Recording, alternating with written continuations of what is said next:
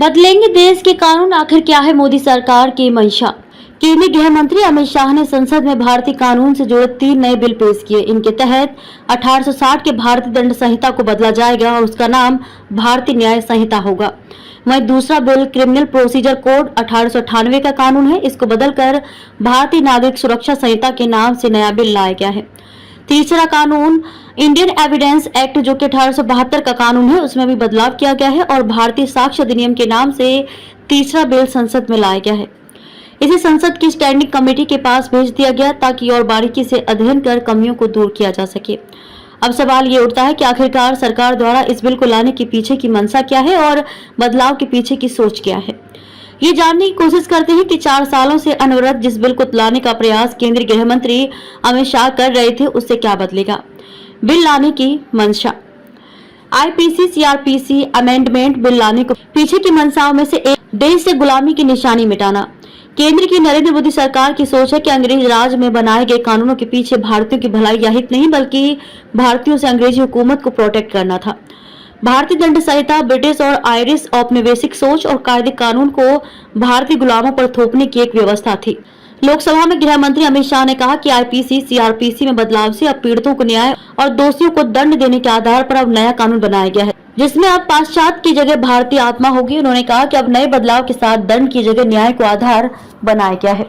केंद्र सरकार का मत है कि बदलते भारत के लिए एक अपना नया कानून व्यवस्था वाला न्याय संहिता होना चाहिए, जिसमें दंड की जगह देशवासियों को न्याय मिल सके और जिसमें तमाम आधुनिक साक्ष्यों को समाहित किया जा सके, जो अब तक नहीं है। सरकार को इस बात का भरोसा कि नए कानून के प्रावधान में समरी ट्रायल बहुत जरूरी पड़ाव है, जिससे करीब 33% केस कोर्ट के बाहर ही सेटलमेंट से खत्म हो जाएंगे। पुराने कानून से क्या समस्या। आईपीसी सीआरपीसी और इंडियन एविडेंस एक्ट की जटिल प्रक्रियाओं की वजह से देश में न्याय की प्रक्रिया का भारी बोझ था।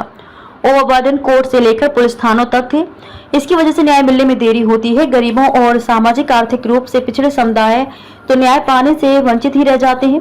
कन्विक्शन रेट भी काफी कम है। इसका परिणाम जेलों में ओवरक्राउडिंग की समस्या है और अंडर ट्रायल कैदियों की संख्या बहुत ज्यादा है। नए कानून का प्रारूप कैसा है। भारतीय नागरिक सुरक्षा संहिता में 533 धाराएं होंगी। ये सीआरपीसी की 478 धाराओं के स्थान पर होंगी। 160 धाराओं में बदलाव हुआ है। 9 नई धाराएं जोड़ी गई हैं और 9 पुरानी धाराएं निरस्त कर दी गई हैं। वहीं भारतीय न्याय संहिता में आईपीसी की 511 धाराओं के स्थान पर अब कुल 356 धाराएं होंगी। 175 धाराओं में बदलाव हुआ है। 8 नई धाराएं जोड़ी गई हैं और 22 धाराएं निरस्त कर दी गई हैं।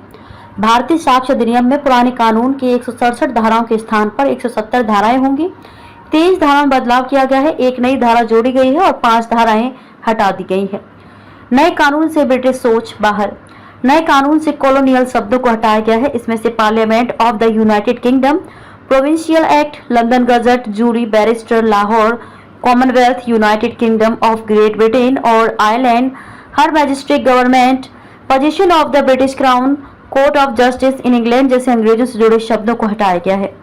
राजद्रोह कानून को पूरी तरह निरस्त कर दिया गया है।